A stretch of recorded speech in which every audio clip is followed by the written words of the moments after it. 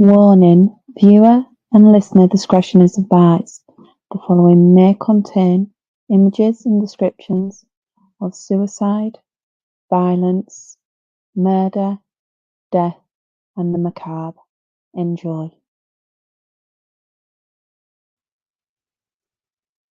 Well, I'm here and I've managed to drag 666 into the broom closet with me because she's got some awesome stuff to tell me about a Giulia Tofana and some stuff she did in Italy in the 1600s. So come on.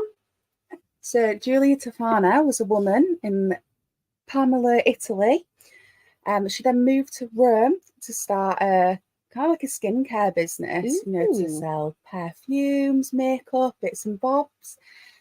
So she created a kind of like a product to, sell to her clientele. Yeah. But that ended up killing 600 people. Okay, was this intentional? At the start, maybe not. But as she kind of progressed, it most definitely was. Okay, I like the sound of that. She's a bit of a wild one, an entrepreneur. And obviously, she had her own business. So when did this happen?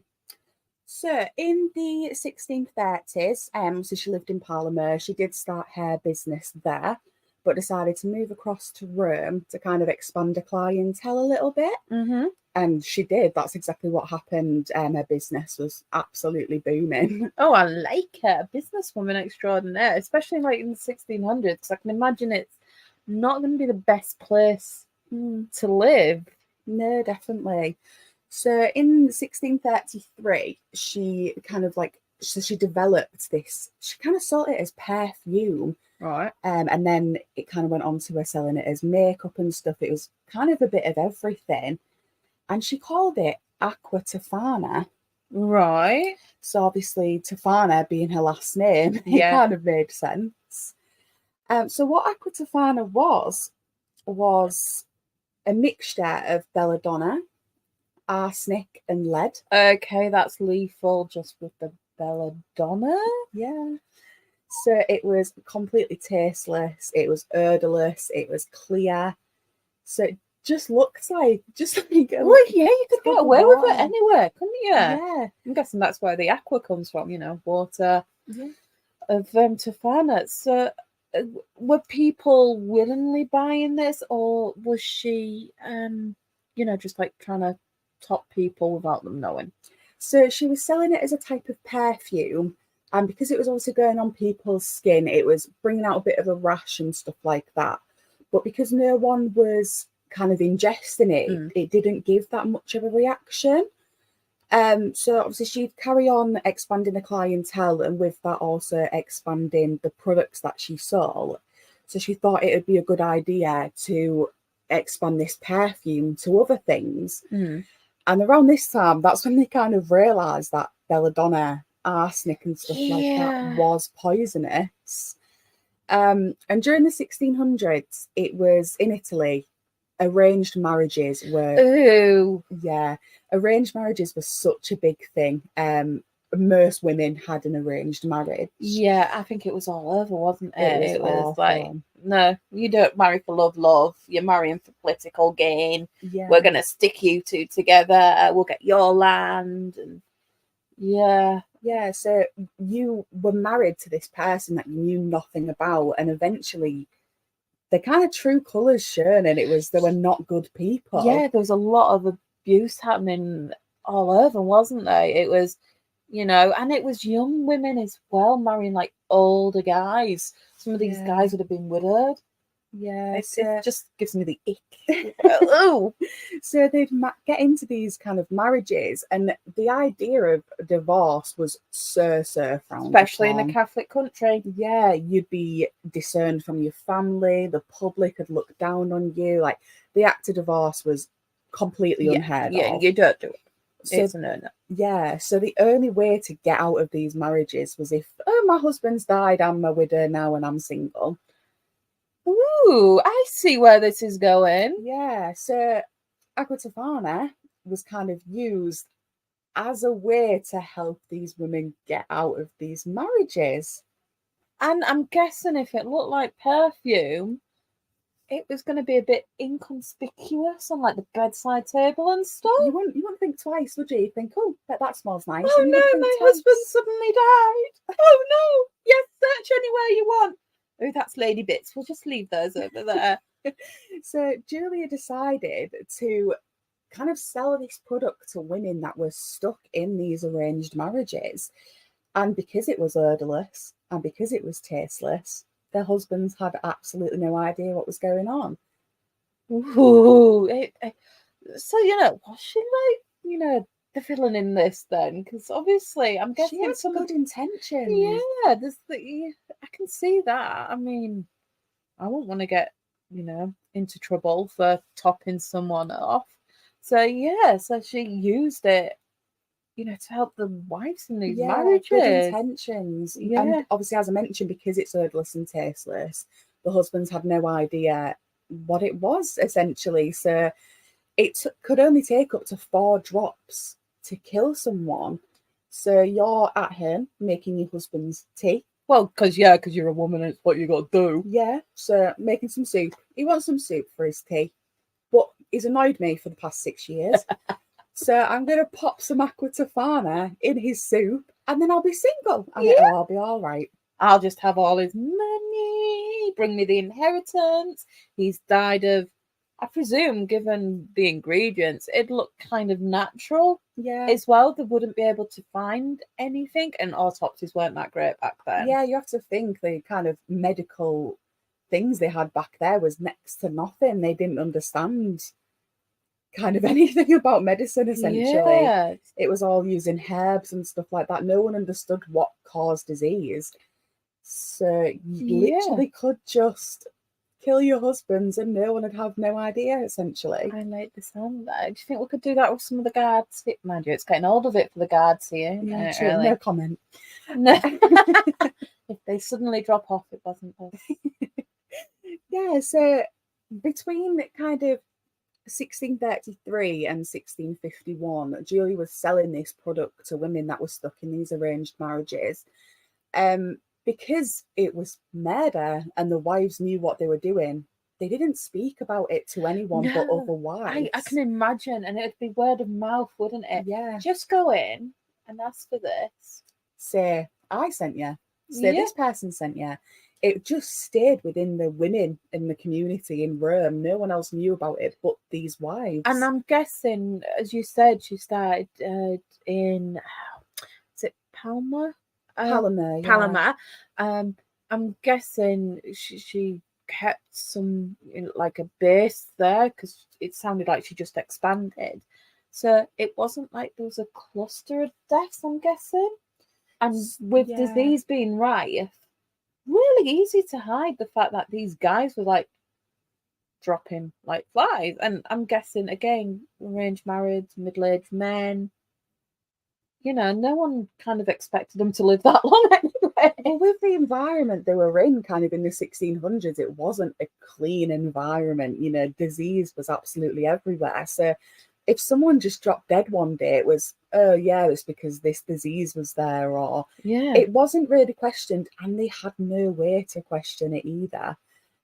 Because how do you, I'm a grieving wife. My husband just died. His face planted into his soup. The spoon went everywhere. It's a mess. Yeah, he had a headache one day and the next day he was just dead. Yeah. So no one questioned it for kind of almost 20 years. It's a long time to get away with it. I know.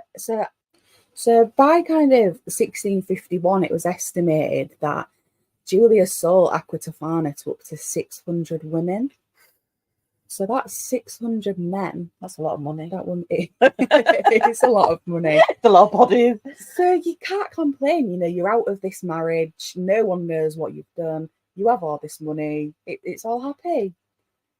So no one questioned it because everyone was happy. Everyone was from the dying families, as well. Yeah. 1630s, 1650s. Yeah. So, as mentioned, it was kept a secret for kind of almost 20 years. But one day, an unknown woman decided to buy Aqua Tofana from Julia. She was told about it by one of the wives in the community. She thought, I'm in a horrible relationship. I want to get out of it. Yeah. So she bought it, and she had the intention of poisoning her husband's soup. And she thought, 4 drops of that, job's a good one. Yeah. Essentially. As you would. But being with this man for so long, she evidently had some type of love, some type of affection towards him. Probably Stockholm syndrome. Yeah, no, literally. So she panicked last minute and said, no, don't eat the soup. And you've got an hungry guy there. And you can Yeah. imagine an Italian hungry guy, you know, they Yeah. centre around food, community, family. He's going to be like, you've just given me soup. Why are you now telling me I can't eat it? He's going to be so angry. So obviously he questioned what was going on, and she wouldn't tell him. So he kept questioning, and eventually she told him. She caved in. She was the weak link. She You are the told weakest him. link. Goodbye. After 20 years of holding this secret, and it's out, one of the men know. They know. It's a man. They that's know. it. So he contacted the papal authorities, which is essentially like the police of that time. So they were like, whoa, what's going on? Actually, we have realised over the last 20 years, 600 men have died. Yeah, they kind of suddenly connect the dots. Now a man's mentioning it. Yeah, you know. they're like, oh no, you're actually right. Let's look into this, which they did. Obviously, the wives in the community were all big fans of Julia. So when they heard of this, they were like, let's tell her quick that the police are after They're her. coming for you. Yeah, tell her quick. It's obviously Catholic country. Julia thought, I'm going to run to the church. Well, yeah, and back in the 1600s, wherever it was, the church would grant, because I know a bit about this, because I did it in England as well, church would grant sanctuary. Yeah. Depending on your crime, you know, they'd help you. They'd say, sorry, police, this is church hallowed ground. We're looking after this individual. Yeah. You can't come in. So it was a good call. If you was ever in trouble back then, you go for a church. And that's exactly what she did. She went to the church and said, help, the police are after me. I've done nothing wrong. Please, can I stay here? Please, can you look after me? And the church was like, yeah, of course you can. We'll look after you. And that's what they did for a while. But obviously, all the men in the community knew what she did. So they thought it was the best idea to stop the church from giving her sanctuary was to say that Julia had poisoned the water source in Rome. Yeah, and they're going to believe men over women, aren't they? 100%. And from being in Rome, there's public fountains and everywhere you can access water. So that must have been so scary at hearing. Yeah, she's poisoned the water. The water was it's such a big thing in the community because you can't live without water essentially. Yeah. So for them to hear that, the church to hear that, they were like, "Why have you done that? Get out!" Yeah. So So the authorities caught her and was like, "We've got you. You best tell us what you've done." And they wouldn't have done it nicely, I'm guessing, because definitely not Catholic men, and she's accused of killing 600 men, and the men stick together. They stick together, and sometimes they're worse than women. And you have to think, Julia's held this secret for 20 years. It's gave her so much publicity in the female, the community of wives in these. That empowered. I'm guessing she empowered the women as well. Yeah. They had the secret. They had a way to get out of these loveless, often abusive marriages. And I'm guessing they would have felt loyalty and love towards her as well. Yeah, definitely. So obviously everyone held this secret, and because Julia's held it for so many years, she was not going down without a fight. She was not going to admit this, but torture was a really big thing in Italy in the 1600s, throughout the world in general. Yeah. Torture was such a big thing. And sadly, that's what they did for a very long time, regardless of Julia's intentions that she wanted to get these women out of these abusive trapped relationships. She was tortured. She was tortured very badly, and she eventually said, yeah, I did do it, and this is how I did it. Yeah, I can imagine for anyone being like tortured there's only so much you can take. Have you seen some of the torture devices they've had in the 1600s around the world? I mean, I don't know exactly what they had in Italy. Yeah, I nearly forgot where we were then. But there was the stuff to go under the fingernails to prise fingernails off. The Iron Maiden, everyone knows that. Let's stick some needles into you in like a coffin shape thing. No mercy. No mercy. They were not being kind whatsoever. And especially if they thought the water supply had been poisoned as well. That's affecting the whole community, the whole of Rome. So obviously the authorities are going to be scared, they're going to be worried, which you'd understand, because she has actually done this. Yeah. Hysteria around it as well. So obviously executions around that time were, of course, really, really popular. People would go to watch them as a type of entertainment. Oh, yeah. It was absolutely horrendous. I mean, I'm sick, but I'm not that sick. No.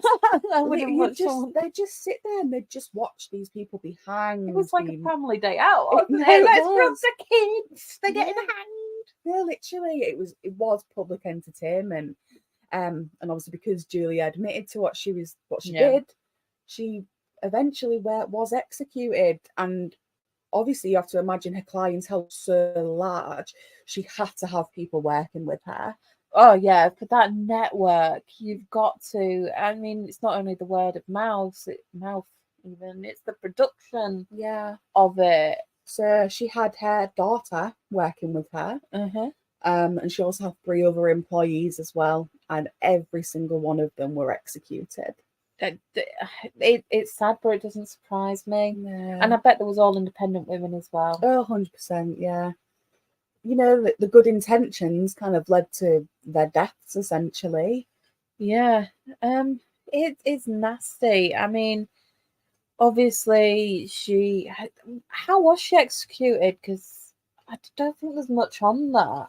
There's not a lot of information with it being in the 1600s. It wasn't heavily documented around that time, but it was quite popular for people, sadly, to be hung around that time. So it's quite likely that is how she died.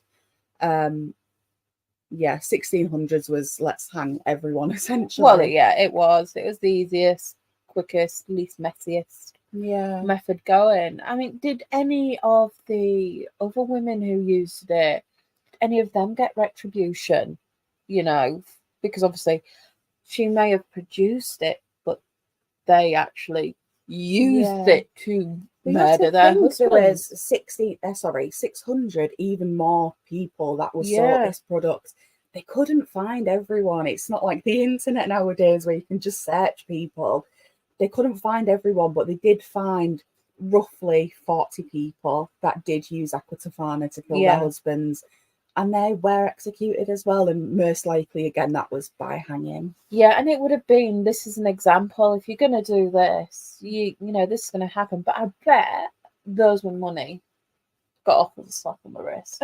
They still do nowadays. Or if they were married again, if they were put into another marriage, Yeah, but I bet those husbands kept on the tight leash once they found out. 100%. Yeah. Sorry, you're not buying makeup. I'll buy you makeup. Yeah, the full of Rome was on edge for years afterwards because you can't trust anyone. She went 20 years, essentially murdering these men, and no one had a clue.